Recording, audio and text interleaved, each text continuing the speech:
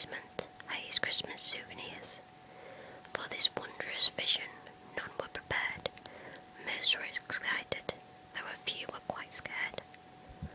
For the next few days, while it lightened and thundered, Jack sat alone and obsessively wondered, why is it they get to spread laughter and cheer, while we stalk the graveyards, spreading panic and fear? Well, I could be Santa, I could spread and cheer.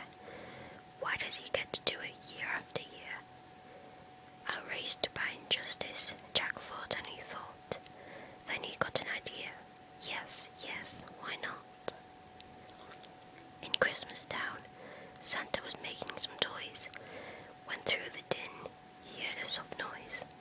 He answered the door, and to his surprise, he saw weird little creatures in the strange disguise. They were all together, ugly and rather petite. As they opened their sacks, they yelled, "Trick or treat." Then a confused Santa was shoved into a sack and taken to Halloween to see Mastermind Jack. In Halloween, everyone gathered once more, for they'd never seen a Santa before, and they cautiously gazed at this strange old man.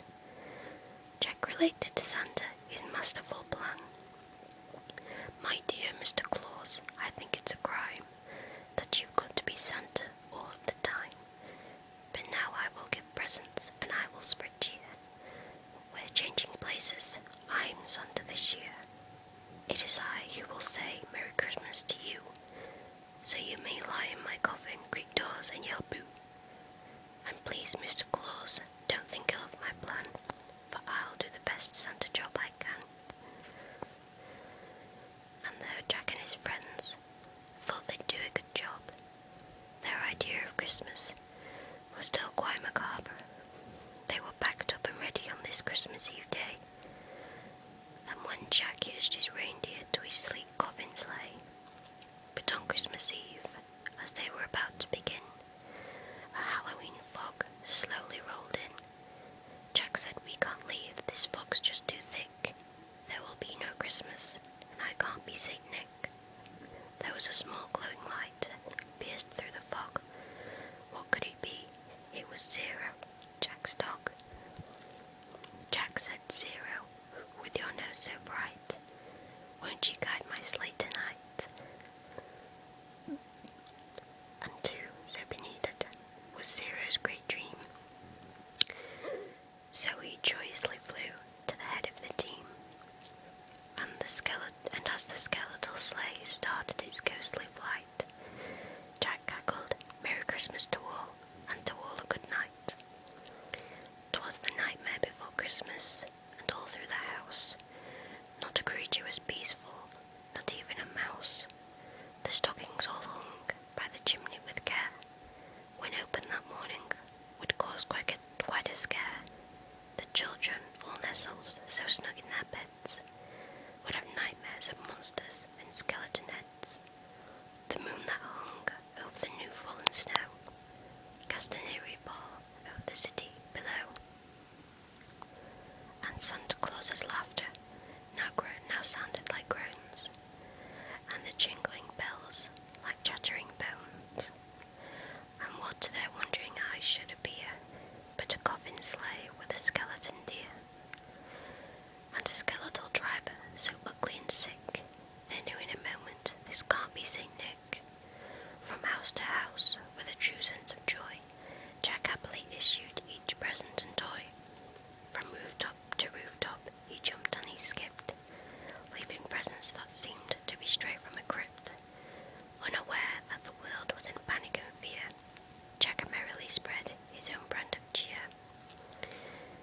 He visited the house of Susie and Gray and Dave. They got a Gumby and Pokey from the grave. Then on to the home of little Jane Neiman. She got a baby doll possessed by a demon, a monstrous train with tentacle tacks, a ghoulish puppet wielding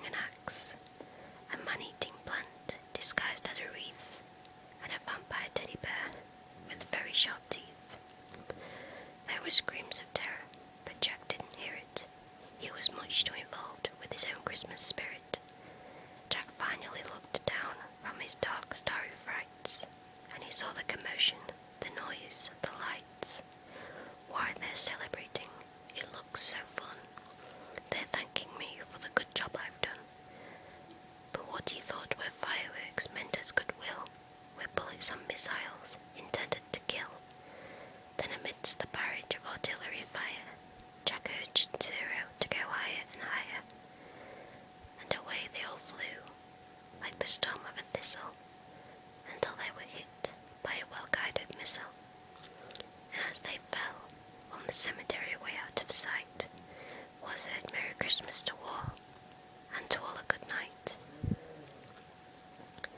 Jack pulled himself up on a large stone cross, and from there he reviewed his incredible loss. I thought I could be Santa, I had such belief.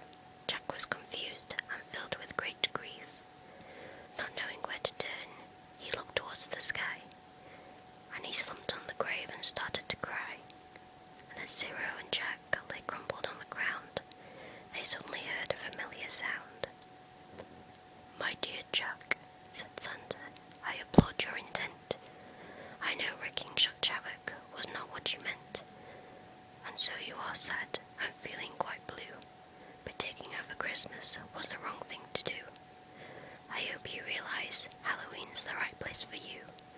There's a lot more, Jack, that I'd like to say, but now I must hurry, for it's almost Christmas Day." Then he jumped in his sleigh, and with a wink of an eye, he said Merry Christmas, and he bid them goodbye. Back home Jack was sad, but then like a dream, Santa brought Christmas to the land of Halloween. The end. Merry Christmas, YouTube.